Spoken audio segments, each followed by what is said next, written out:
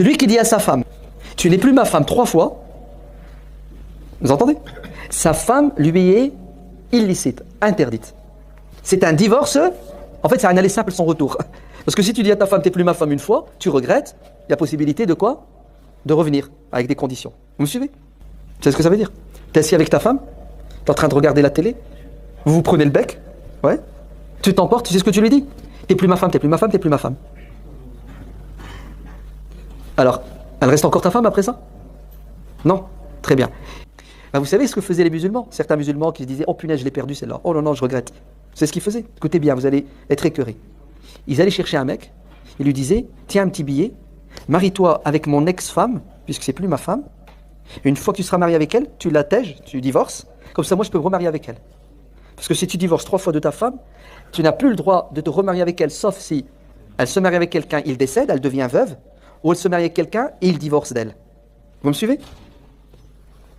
Il y a un hadith du prophète sallam qui maudit al-muhallil wal muhallilu lahu. Celui qui fait ça, celui qui va chercher, ouais, qui essaie de rendre son ex-femme licite en la mariant d'un mariage de circonstances. Et celui qui accepte, tous les deux sont maudits. Vous êtes d'accord? Ibn Taymiyyah, il dit, c'est quoi cette aberration? C'est quoi cette bêtise? C'est quoi cet avis qui détruit des couples, des familles?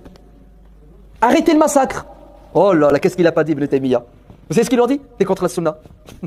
Tu es contre tous les savants. Tu es contre les salaf salih. Tu es contre l'ijma'. Il y a un consensus. Ibn Taymiyyah va leur prouver A plus B, avec des textes de manière logique, que cet avis, il est mauvais. Parce que les conséquences sont néfastes. Vous savez ce qu'ils vont lui faire, Ibn Taymiyyah? Ils vont aller jusqu'à le mettre en prison pour cette question et d'autres questions. Ils vont lui déclarer la guerre. À coup de quoi? C'est un mubtadi', un égaré. Il est dans l'innovation. C'est un kafir. Vous entendez? Un kafir, un mécréant. C'est un mécréant. Dites-moi, Ibn Taymiyyah, il était seul à nager à contre-courant. Et ou non?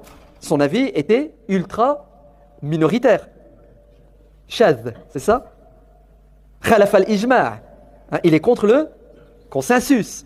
Et comme si Ibn Taymiyyah, c'était pas un savant. Allez. T'as les savants qui disent blanc, Ibn Taymiyyah dit je suis pas d'accord avec vous, c'est noir. Ah non, non, non, non, non, t'es un égaré parce que t'es pas d'accord avec nous. Nous, on est majoritaire. Attendez, c'est mon avis, c'est mon opinion. Vous n'êtes pas plus savant que moi et je ne suis pas plus savant que vous. Il n'y a plus d'ijma, puisque Ibn Taymiyyah n'est pas d'accord. Il suffit qu'un savant ne soit pas d'accord pour que ton pseudo-ijma vole en éclat. Oui ou non? Ibn Taymiyyah, rahimahullah, il avait raison ou il avait tort? À son époque, il avait tort pour la majorité. Pour ceux qui étaient aveuglés par quoi? Par le taqlid, par le mimétisme.